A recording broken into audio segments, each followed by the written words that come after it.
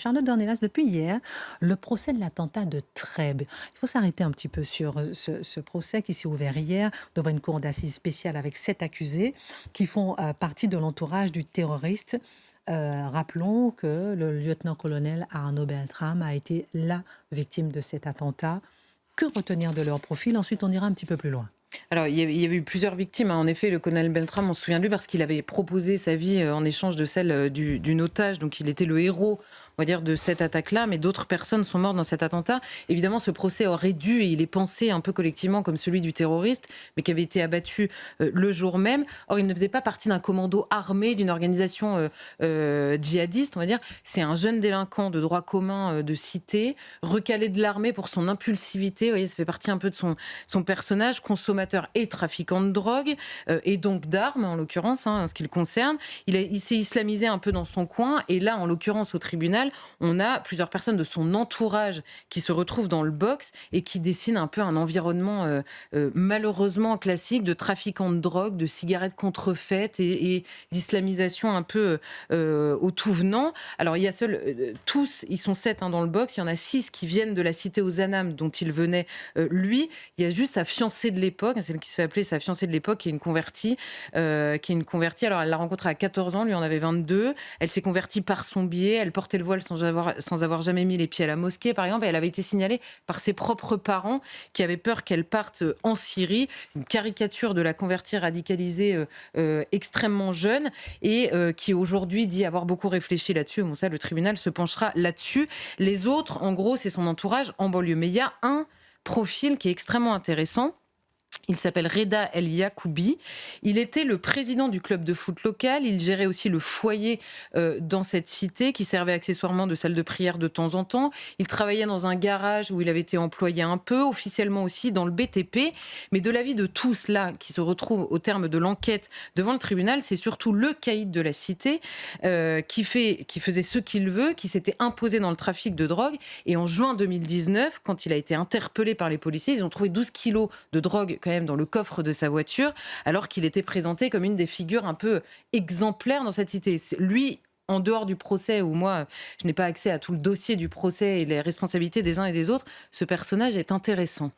Pourquoi il est intéressant? Pourquoi est-ce que son profil serait plus intéressant que les autres? Est-ce que c'est en raison de cette importance prise dans cette cité? Alors, je dis qu'il est intéressant et peut-être plus intéressant que les autres de notre point de vue aujourd'hui. Je ne parle pas du tout du procès, de son implication dans cet attentat, qui sera examiné évidemment par le tribunal et pas par moi ce soir. Mais le personnage est intéressant parce qu'il incarne deux personnages à la fois dont on parle en général en les opposant quand il s'agit de parler de ces quartiers de la politique de la ville. Et c'est ce que montre vraiment l'enquête. Et bon, on ne peut pas s'empêcher de voir que derrière l'infime minorité, vous savez, à chaque fois qu'on parle de ces quartiers, on parle toujours de l'infime minorité.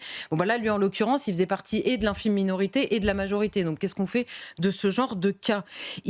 En 2014, alors on apprend au cours de l'enquête, il prend son assise dans la cité en volant 100 kilos de drogue aux dealers d'en face. Vous savez, le rapport de force, il se fait comme ça. Il s'impose comme ça. Et les conversations, parce qu'il a été mis sur écoute, évidemment, dans cette histoire, elles sont retranscrites dans l'ordonnance de mise en accusation et elles disent ces conversations sont révélatrices de son pouvoir sur la délinquance dans la cité, de l'autoritarisme, voire de la violence dont il peut faire preuve lorsqu'on n'exécute pas ses instructions.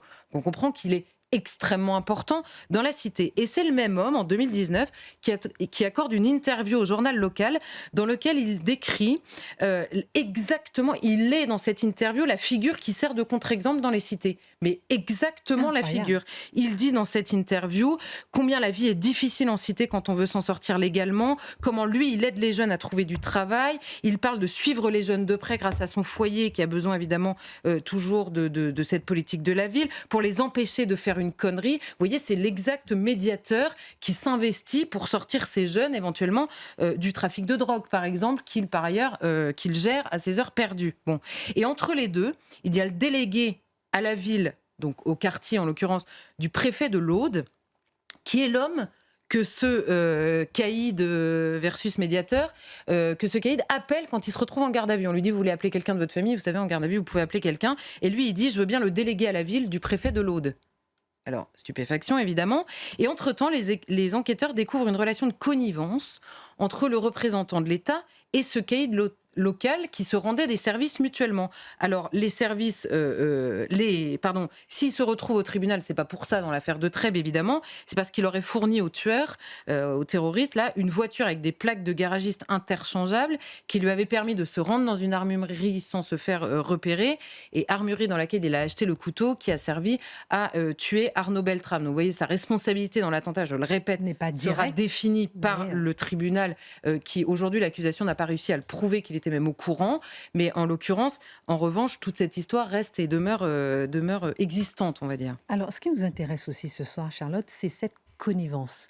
Que révèle cette connivence? Faut-il parler de corruption, d'arrangement, de complicité entre un caïd et un responsable de l'État? Alors justement, aujourd'hui, ce délégué du préfet, qui bosse aujourd'hui dans une mairie dans le sud de la France, il n'est pas poursuivi par la justice. Donc je vais éviter de qualifier les agissements et la proximité avec ce caïd, parce que je ne voudrais pas faire ça à la place de la justice. Mais il y a plusieurs solutions. Soit c'est une corruption active, c'est-à-dire qu'il sait qu'il est corrompu et il le fait. Soit c'est un réalisme bancal, c'est-à-dire il me faut bien des interlocuteurs dans cette cité, donc je sais, je rends des services parce qu'en échange j'en ai d'autres. Ou alors il y a une complicité idéologique, je ne sais pas où se situe ce délégué à la ville que je ne connais pas. Quoi qu'il arrive, c'est inquiétant. Parce que cet homme, en gros, on nous explique que c'est un échange de bons procédés. Là encore, c'est l'enquête. Je cite, le premier obtenant des mises hors de cause ou des reports d'audition par la police dans les affaires où il paraît impliqué.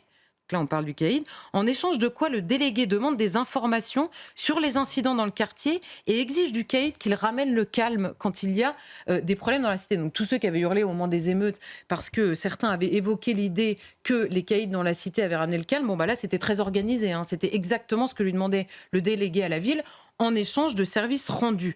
Et l'accusation précise également que cette relation lui aurait permis de bénéficier d'informations couvertes par le secret professionnel, mais aussi de traitements de faveur et évidemment d'une forme d'impunité. Comprenez bien que si à chaque fois que vous appelez le délégué en lui disant « je gère les 3 caïds qui brûlent des voitures cette nuit, en échange tu me reportes l'audience devant la police pour les affaires dans lesquelles je suis impliqué », là la forme d'impunité elle est avérée, c'est même plus un sentiment, c'est très clair pour tout le monde. Et alors il y a une avocate des parties civiles dans ce procès qui a résumé une lecture qui m'a semblé intéressante à la fois que terrifiante. C'est-à-dire, c'est le point qui rapporte ça, il dit « C'est une situation complexe. Si les services de l'État ne trouvent pas de relais dans ces quartiers sensibles, on le leur reproche. S'ils en trouvent, ce ne seront pas forcément des profils irréprochables. Il faut savoir les manipuler sans se faire manipuler. Les policiers sont formés à l'exercice, les autres fonctionnaires, je ne sais pas. » Alors déjà, la question de la corruption active ou passive de certains policiers est déjà une inquiétude aujourd'hui. Et de manière générale, que nous décrit cette avocate? Elle a peut-être raison, il n'y avait peut-être pas le choix, mais c'est encore pire, excusez-moi.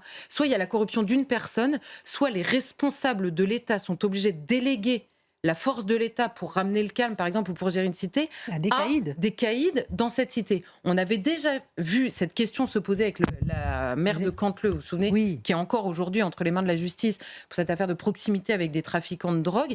Et là, on a véritablement une question qui revient quand même de manière un peu insistante dans beaucoup de dossiers et qui, moi, m'apparaît comme une perte de souveraineté, en fait, quelle que soit la raison, que ce soit de la corruption active de personnes, si elle se multiplie, ou alors que ce soit parce que des représentants de l'État n'ont pas le choix que de déléguer leur autorité à des caïds de la cité, c'est une perte de souveraineté qui est dramatique, franchement, qui est vraiment dramatique. Merci pour votre regard, Charlotte.